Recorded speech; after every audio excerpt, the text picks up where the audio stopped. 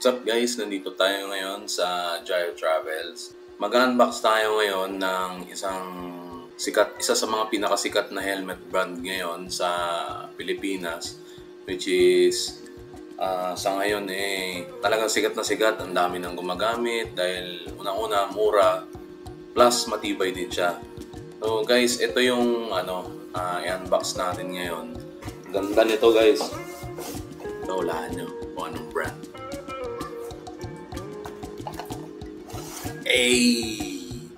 Yan guys, so ito ang ating Gile Astral.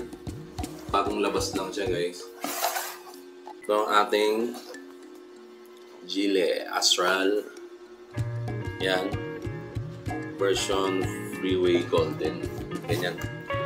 Basta ganyan. Ito yung nilabas nila na helmet na yung parang sa Star Wars. Hindi ako nanonood nun pero feeling ko talaga gano'n. Kaya pala guys, hindi ako isang professional na nagre-review ng mga helmet na ganito. Ito ay ko lamang, opinion ko lamang sa mga ganitong klaseng helmets. Sariling opinion ko lamang to. So guys, hindi ako professional. So, unbox lang tayo. Alright. So guys, tanggalin natin ito.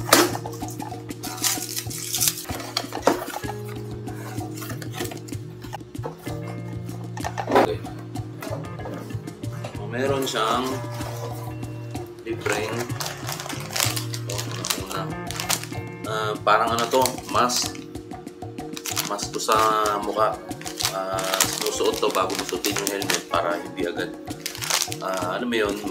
yung pawis mo dito mo naman pupunta bago sa helmet, kaya hindi agad-agad mangangamoy yung foam ng helmet mo. Dati yung helmet ko na Spider, diretso lang ako lagi suot ng diretso. Siyempre sa init ng panahon nangangamoy siya, tagalan. Yan guys, wala, yan lang naman ang box. 1 year ago na yata lumabas to. Ngayon lang tayo nakabili kasi ngayon ko lang nakita din yung ganitong design niya. Yes. Okay. So itong tingnan mo yung itsura niya, di ba guys? Ang ganda. Ibang klase yung design niya. Di ba? Left side ng helmet. Front. Yung right side.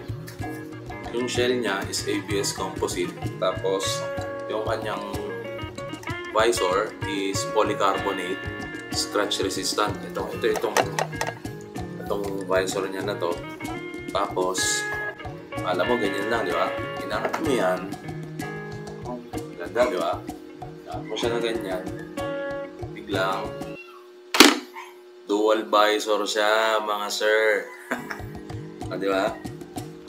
So, nakalagay dito. Yan. Nakalagay dito.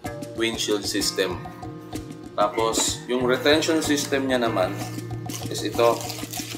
So guys, ito po. Libre pa lang keychain. O, di ba? Libre siyang keychain. Tanggalin natin. Tapos, yung retention system niya, ito. So, siya guys? Quick release siya. Quick release system.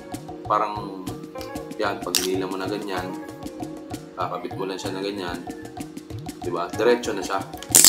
Tapos, pag gusto mo tanggalin, hilahin mo lang agad tong red. Tanggal na agad siya.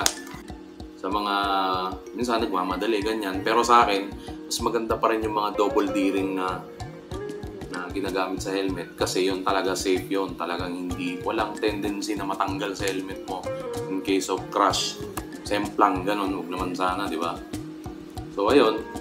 Ito, pinakamabilis ang gamit. Kumbaga, pag suot mo, di ba? Tapos pag tanggalin mo, hilahin mo lang siya, ganyan. Na rin siya guys, yung certification niya is ECE rated with BPS sticker. Ayan. Tapos yung air vent niya, ito, meron siyang air vent dito sa taas. Yun, open and close. Open, close. Ayun, so pababa kasi nasa loob, guys. Kung sungutin mo dito sa ilalim, dito. Meron na siya dito na kung magkano ba tawag dito, hindi ko kasi ano eh. Ito nakikita niyo to, dalawang ring na to, yan. In case of emergency, ito yung isa sa mga hihilain na magre-rescue sa'yo. Diba pag na-aksidente ka, ganyan, wala ka ng malay, syempre, checkan nila, tapos titingnan nila kung okay ka ba, yung ulo mo. Syempre, para ma-check nila yung ulo mo, kailangan tanggalin nila tong helmet. Kasi itong helmet na to, ano siya eh, kumbaga mahigpit siya sa loob. Kumbaga fit kasi yan sa mukha natin o sa ulo natin. Ngayon, in case of emergency guys, hihilahin lang tong dalawa na to. So, matatanggal tong dalawang foam na to. Kumbaga, quick release din siya. Pag hinila tong dalawa na to, matatanggal yung foam dito, luluwag. Mas madaling tatanggalin ng mga rescuer yung helmet sa ulo natin. Tapos yung dito niya guys, hindi ko... Paano ba ito? Okay. Discrew lang siya.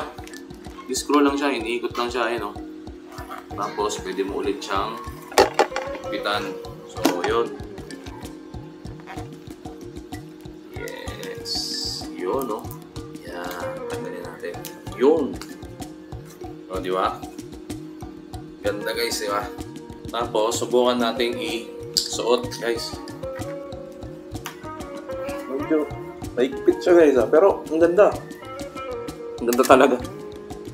Di ba? Ang ganda. Ang ganda ng fit niya dito, Ang ganda ng fit niya, talagang ipit na ipit yung mukha mo. Tapos, pag sinara naman natin siya, yun. Di ba? What's up? Ang ganda talaga sa ulo, guys. Sobrang, alam mo yung, kumbaga safe na safe ka, guys. At saka isa sa mga nagustuhan ko dito, guys, yung yung vision niya, mas nakikita mo yung side, itong side na to, itong dalawang kabilang side na to, medyo open siya ng konti kumpara mo sa mga normal na helmet. Yung peripheral vision mo, pagka nagmo-motor ka, kumbaga yung mata mo, yung peripheral mo, kumbaga parang mas clear siya. Kasi yung ibang klase ng helmet na hanggang dito lang, nagigits na yan ng ibang alam na mga tropa natin nagmo-motor dyan. So yun yung isa sa mga nagustuhan ko dito. Sa mga nagtatanong nga pala kung magkano ang SRP ng Geely Astral, ngayon 4,999. So yung guys, 4,999 sa ganitong helmet. Merong design to na pinaggayahan ito eh. So hindi ko na babanggitin yon, pero yung talagang may mga alam din sa mga helmet, alam nila kung saan ginaya to. Kaya iba rin talaga pagdating dito sa ganitong style ng helmet, guys. Kung ano yung mga nasabi ko sa helmet na to, kung ano yung mga features niya, kung ano ko is lang po ito, first impression lamang po. At hindi po ako isang professional para mag-review o tumingin ng ganitong klaseng helmet. So yun po, sarili ko lang opinion. So yun guys, maraming salamat sa panonood nyo pag-unbox ng helmet natin na to, guys. Maraming salamat sa panonood, guys, sa aking channel. Ito po ulit si Jayo Travels. Maraming salamat. Peace.